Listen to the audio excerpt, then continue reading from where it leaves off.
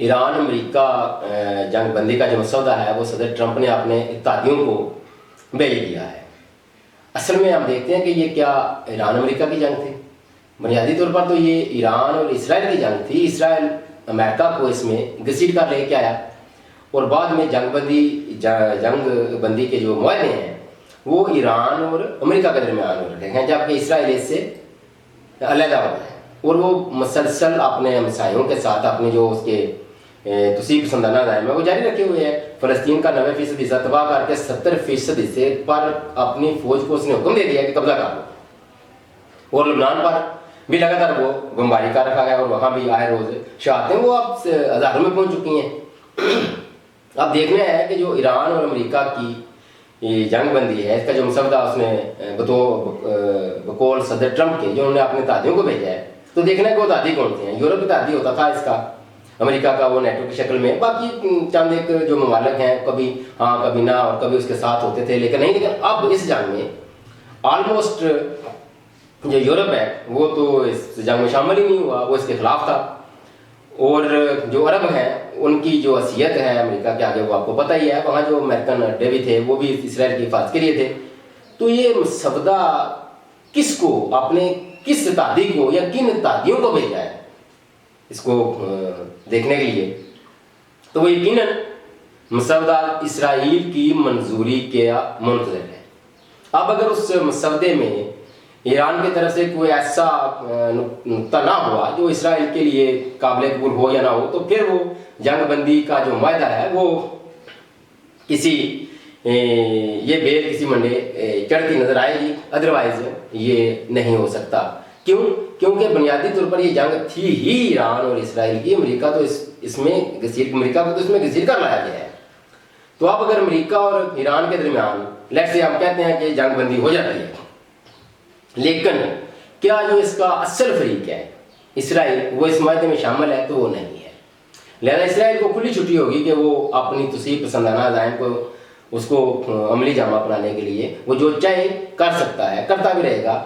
और ईरान को भी एक तरह से मुआहदा करके कुछ ना कुछ पाबंद बना लिया जाएगा कि वो इसराइल के खिलाफ उस तरह की जारहाना पॉलिसी ना रखे। पाकिस्तान का किरदार अब जो इसमें कह लें कि काफ़ी तौर पर अमली तौर पर जो इसमें सरगर्दा था, पाकिस्तान का किरदार वो था सालसी का। तो ज़ाहिर है सालसों को तो मसौदे नहीं भेजे जाते ना, वो तो सालस तो एक चीज़ ली आगे भेज दी, वहाँ से ली और वापस पहले फरीक को दे दी। और इसमें चले पाकिस्तान का किरदार बहरहाल सालसी का था और अच्छा रहा है। पाकिस्तान का जंग बंदी के हवाले से जो किरदार था वो मुस्बत था। अमली तौर पर ज़ाहिर आपको पता है कि जब दो ताकतें, एक तो वैसे ही अपने आप को सुपर पावर गर्दानती है और ईरान भी किसी से कम नहीं, वो तो दुनिया ने अब देख लिया जिस तरह ईरान ने जवाबी वार किया। तो ये जंग बंदी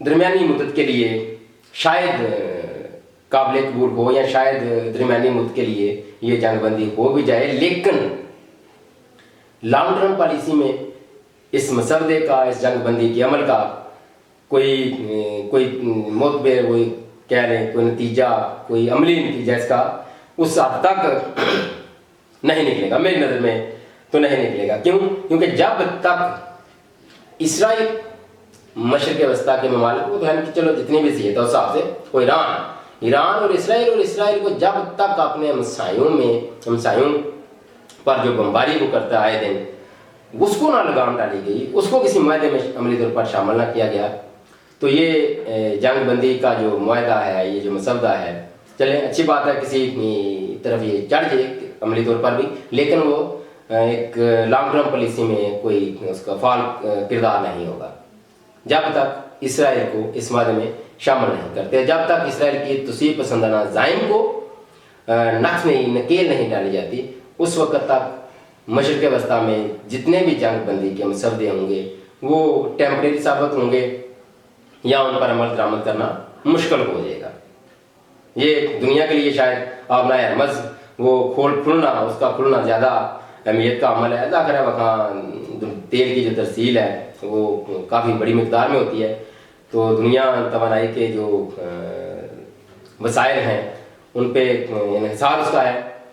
तो उस हवाले से शायद बनाए हरमस के खुलने के हवाले से चांद एक या ईरान का उसको वो जुज़वी कंट्रोल उस हवाले से कुछ अमली पेशरफ्त हो, लेकिन जंग बंदी अगर ईरान और अमेरिका के दरमियान ये माहा हो भी जाता है, फिर ये कहता हूँ, लेकिन मशरक़ वस्ता में जंग के बाद इस तरह मंडलाते रहेंगे जब तक इसराइल को किसी माहे का पाबंद नहीं बनाया जाता। अगले दिन अल्लाह हाफ़िज़।